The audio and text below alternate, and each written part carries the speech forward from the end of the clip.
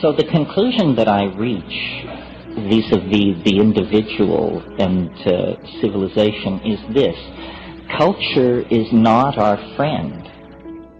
Culture is not your friend. It's not my friend. It's a very uncomfortable set of accommodations that have been hammered out over time for the convenience of institutions. A young man gets his first dose of the news that culture is not his friend when told that he's going to be given an air ticket and some training and sent to an exotic country to kill its inhabitants in the name of some political ideal. You have to be fairly dense not to get the message at that point that culture is not your friend.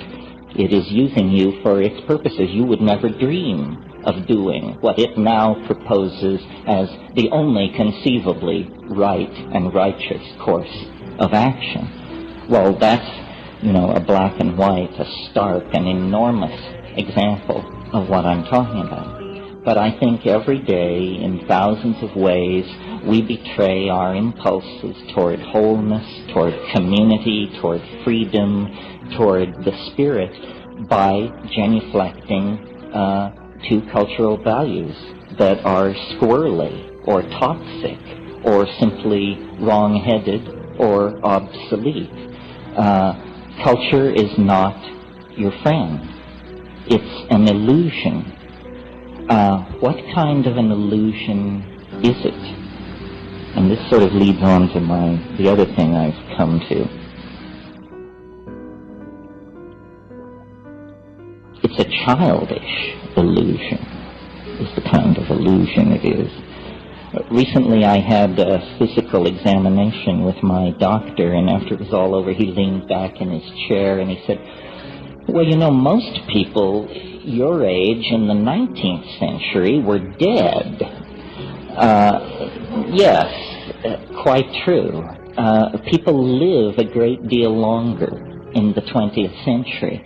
And consequently, I think part of what drives alienation is it's like culture is like being taken in a crap game. If you play long enough, you will figure out that you're being screwed. And, of course, if you die shortly into the game, it never enters your mind. We are all, some of you may have seen the little saying that hangs behind bars in Minnesota, "We get too soon old and too late smart." Well, some of us are getting smart earlier and earlier. And what is seen through to then is the fact that culture victimizes, ideology victimizes. These things are all con games. Reality, culturally defined reality, is some kind of an intelligence test. And those who are joining are failing the test. Business as usual is not on the menu, folks.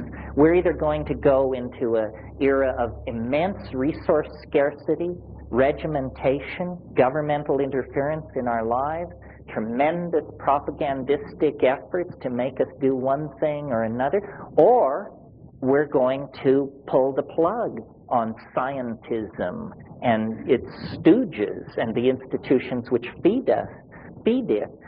Capitalism is an interesting problem, more easily discussed now that communism is out of the picture. Capitalism is as anti-human a philosophy as you can possibly conceive, because at this very moment we should be consuming less, manufacturing less, selling less, transporting less. And what's the battle cry? Free trade everywhere. What does free trade mean? It means my right to come to your country and sell the most outlandish junk you've ever seen, and you will have no right to turn it away, because in the name of free trade, crapola has to go everywhere.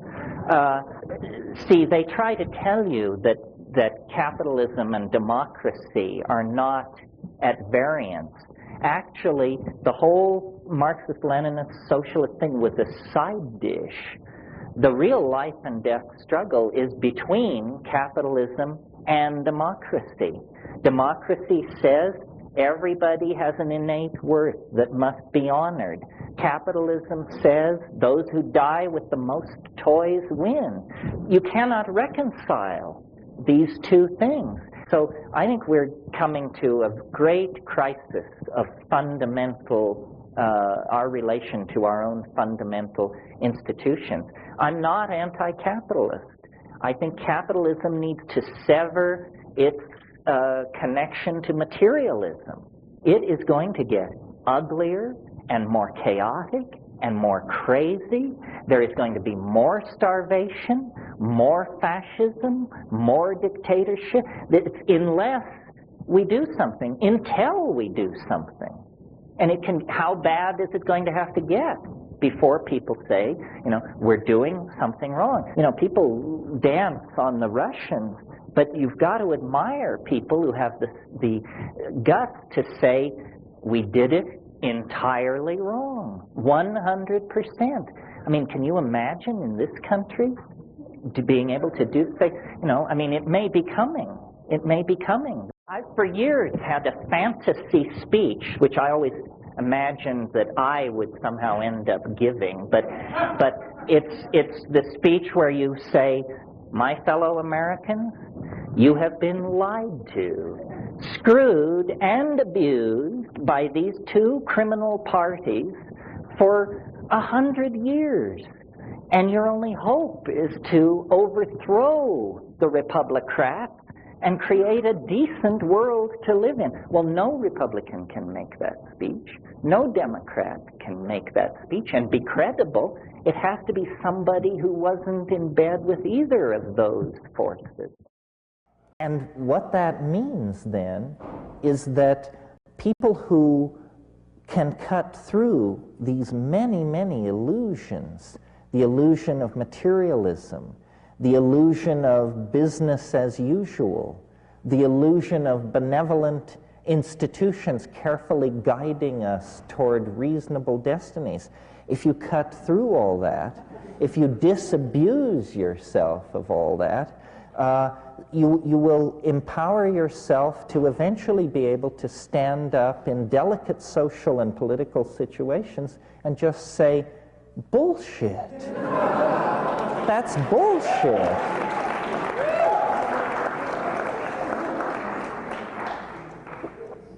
And this is worth considering doing simply because we have an imperiled planet on our hands. We have been, for a long, long time, the victims of illusion. Western civilization, Stephen Dedalus was right.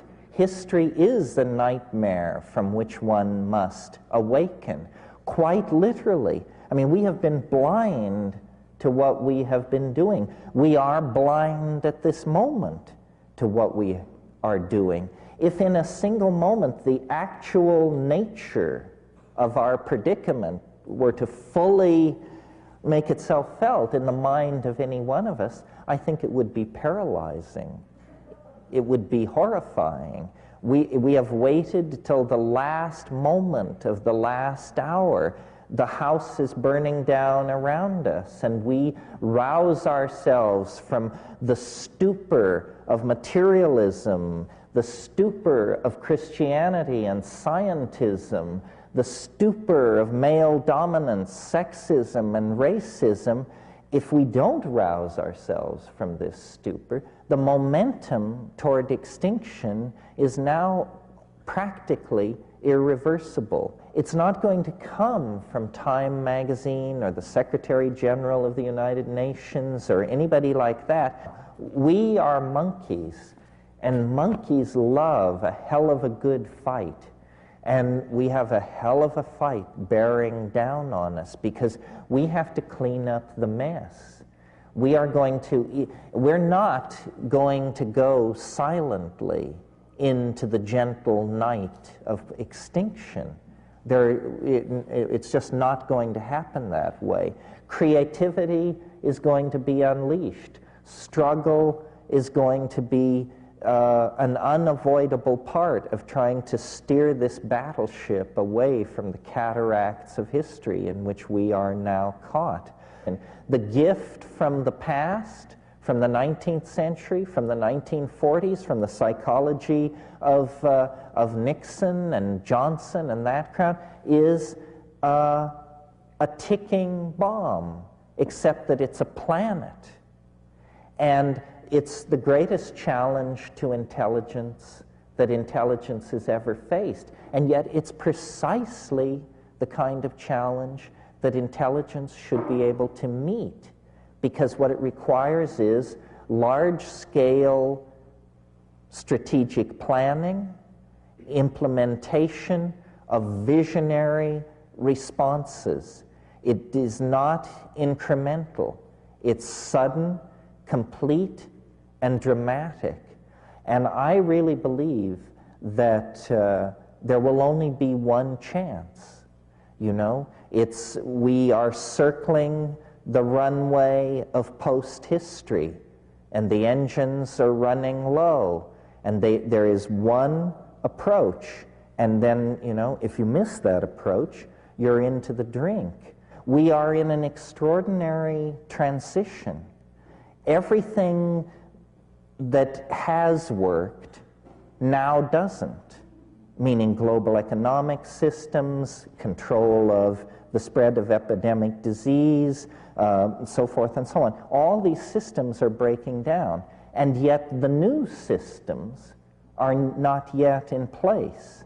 So this is a situation of extraordinary malleability and a situation in which people of great vision and great ego can make tremendous impact. So it's a very dangerous situation. We saw this in the 1930s in Germany and in Europe, where there were all kinds of potentials, all kinds of possibilities. We forget how powerful a visionary Marxism was before the rise of fascism. Movements like Bauhaus and Dada and Surrealism all had agendas which disappeared then under the rise of fascism.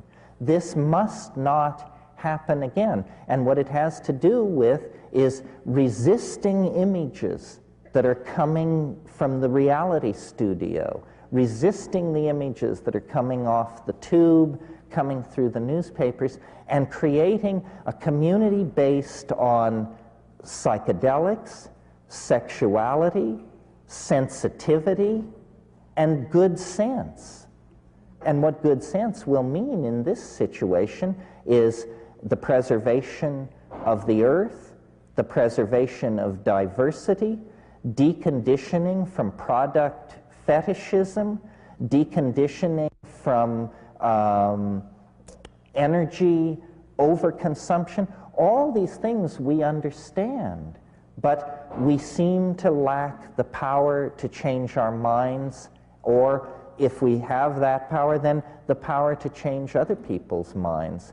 And I am into psychedelics not because I think it's a sure thing, but because I think it is the only game in town.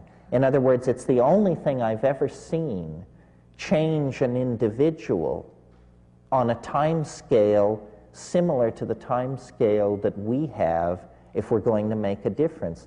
I've seen over and over again, I'm sure many of you have, people go into a psychedelic jerks and come out halfway decent human beings, 8 hours later.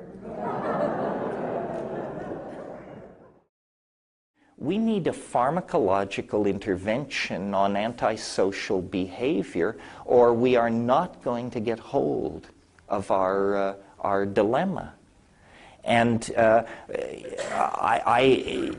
have been dystopias based on drug intervention on aggressive behavior. You all remember Brave New World, where every time anybody raised their voice, they were given a gram of soma and told a gram is better than a dam. And so nobody ever had a thought in their head, Well, that's a terrible drug. Let's not introduce that. Uh-oh, the bad news is we've had it for decades. It's called television. You know, we have millions of people in larval, low-awareness lives in their little condominium apartments, just ladling this garbage into their minds. The average American watches 5.5 hours of TV a day, so imagine how much time these people watch. I mean, to think of that as human at all, if that were a drug, we'd be up in arms. You know, if people were loaded at home with that level of mental condition day after day after day, we would do something about it. We need to think about these things because we have bought into the idea that we have to serve and behave and be enslaved, else chaos will engulf the world. We need to carry out our analysis of the situation to the point where we can embrace chaos and see that chaos is the environment in which we all thrive.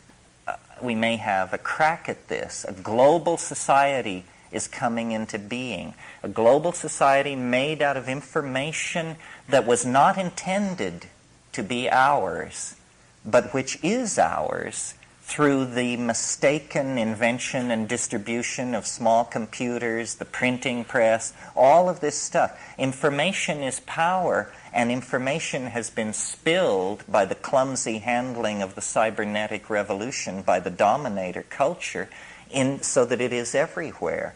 Never has the situation been more fluid.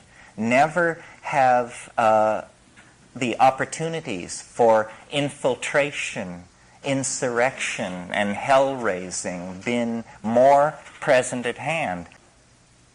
The only style that can perhaps seize the controls of this sinking submarine and get it back to the surface so that we can figure out what should be done. If we continue as we have, then, we're doomed. And the judgment of some higher power on that will be they didn't even struggle. They went to the boxcars with their suitcases and they didn't even struggle. This is too nightmarish to contemplate. We're talking about the fate of a whole planet. Why are people so polite? Why are they so patient? Why are they so forgiving of gangsterism and betrayal? I believe it's because the dominator culture is increasingly more and more sophisticated in its perfection of subliminal mechanisms of control. And I don't mean anything grandiose and paranoid. I just mean that through press releases and sound bites and the enforced idiocy of television, the drama of a dying world has been turned into a soap opera for most people. And they don't understand that it's their story and that they will eat it in the final act if somewhere between here and the final act they don't stand up on their hind legs and howl. The thing that was so great about the 60s and that is so frustrating about the 90s is people do not get pissed off. I mean, I can tell you this and you can nod in agreement, but, at some point the thing becomes so odious, so clearly intellectually bankrupt, so clearly toxic to any kind of human values that any of us can relate to, that you just have to put yourself on the line. And I don't know when that moment will come. It's not for me to say. I guess a switch will be turned in the unconscious. But there's enough evidence of outrage and muddle-headedness and outright evil around that sooner or later we're going to have to confront it. Otherwise, this is a sinking submarine. And there is no way out unless people who really understand the gravity of the situation and the stakes make their voices heard. If we leave it up to the institutions that have been put in place over the last 500 years, these are anti-human institutions. These institutions hate the human race, hate ordinary people. And until we wake up to this, we're going to be their victims. We're the marks. Well, how do you like being a mark? You can just take so much of that, and then you just finally have to stand up and say enough. There is no middle way. The choices are either a hideous, nightmarish world, a Soylent Green kind of world, a world where people of privilege defend that privilege with tremendous establishments of armament and propaganda, and the rest of the world slips into poverty, starvation, desperation, and death. This is the kind of world that rationalists fear, and it's also the only kind of world that they can imagine because they are bankrupt of inspiration and ideas. And so the entire effort of the establishment has become one of holding down panic, keeping the ball in play, keeping ordinary people and ordinary populations quiescent through drugs which are not psychedelic, through forms of media which are not transcendental and inspiring, but which are narcoleptic and deadening. I won't name any names here. And this is the fiction that we live in, and this is why our situation feels so schizophrenic. And of course, as we go through this presidential election, the contradictions are heightened almost to the point of nausea, because what is under discussion is what manner of fine-tuning shall be applied to the social machinery in order to make it possible to hold together the illusion of business as usual. And the answer is there is no such fine-tuning. It's all finished.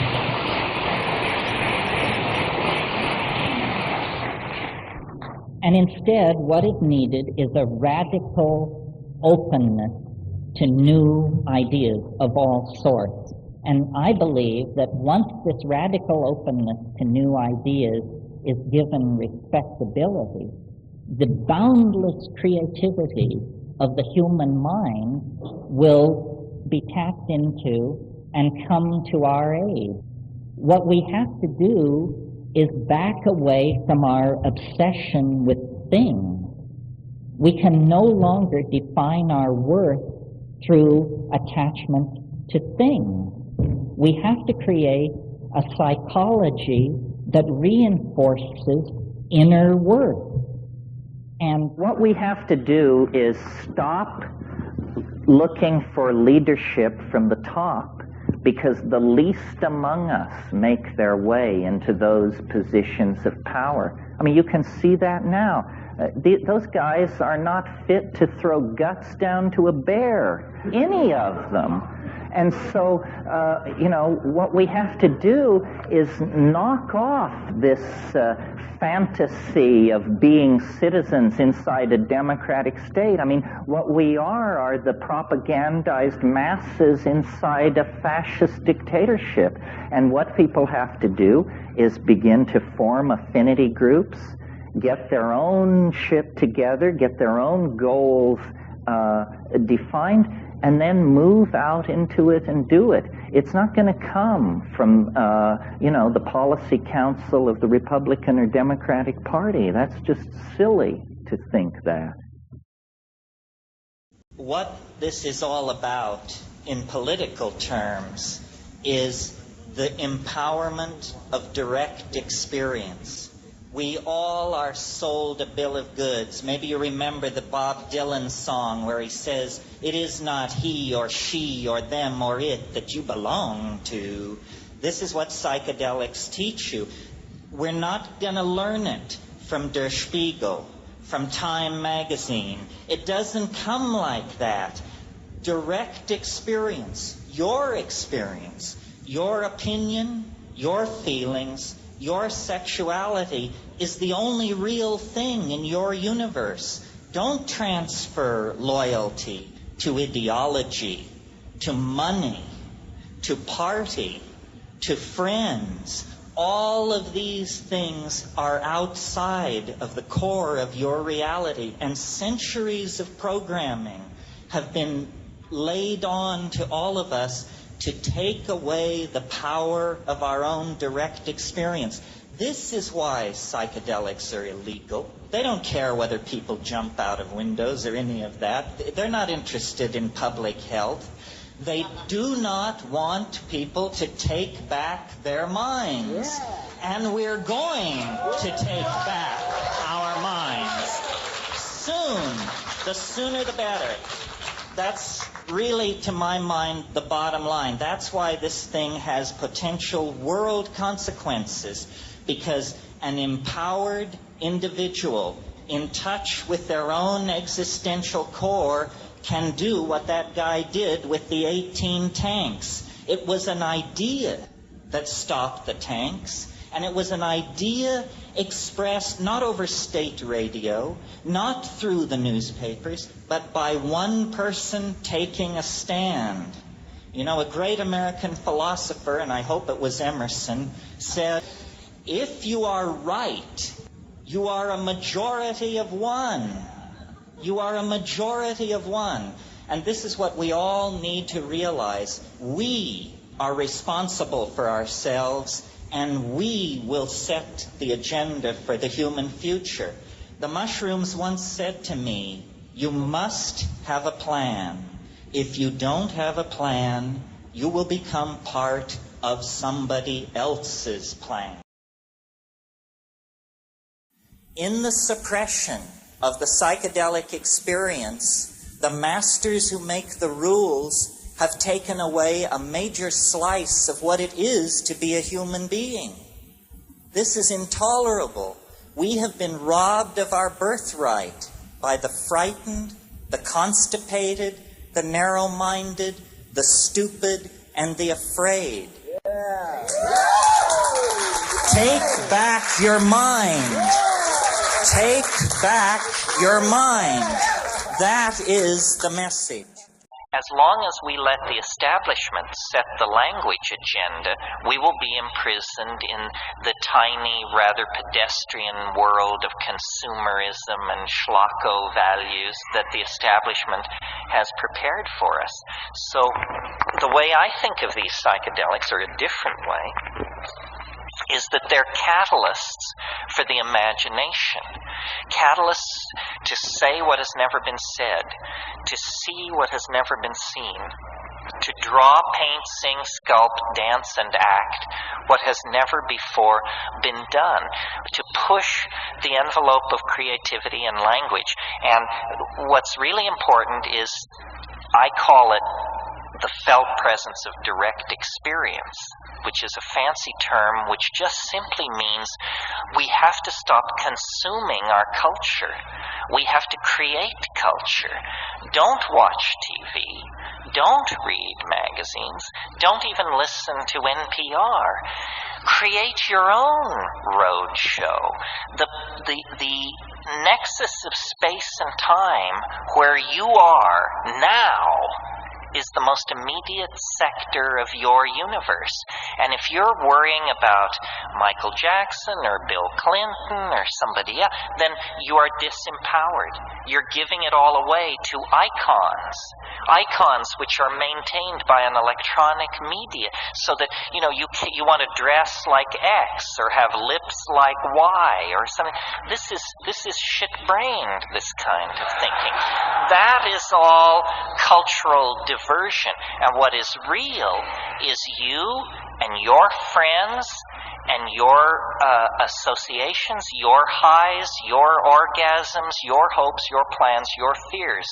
And we're told, no, we're unimportant, we're peripheral, get a degree, get a job, get a this, get a that, and then you're a player.